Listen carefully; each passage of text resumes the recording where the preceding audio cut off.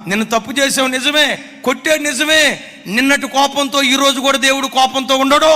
మేము తప్పు చేసావు నిజమే అయ్యా, మేము పొరపాటు చేసావు నిజమే, మేము అవిధేయులుగా బ్రతికావు నిజమే, అక్రమస్తులుగా బ్రతికావు నిజమే.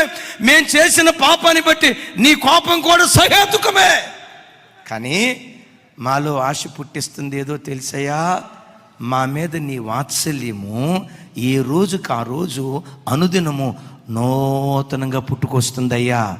మేము పశ్చాత్తాపడితే మమ్మల్ని క్షమిస్తావని నమ్మకం మాకుంది. మీ పాదాలు పట్టుకుంటే మరలా పూర్వపు స్థితి మాకిస్తావని నమ్మకం మాకుంది. మేము పోగొట్టుకున్న సంతోషం మరలా మాకిస్తావని నమ్మకం మాకుంది. మమ్మల్ని బ్రతికించేది ఏదో తెలుసా, యెహోవా కృపగలవాడన్న మాట మమ్మల్ని బ్రతికిస్తుందయ్యా. అయ్యా, ఈ విషయంలో మేము నమ్మకం ఉంచాం కదా, ఈ నమ్మకం విషయంలో నువ్వు ఎంత నమ్మదగిన వాడివంటే ఎంతైనా నమ్మదగిన వాడివి.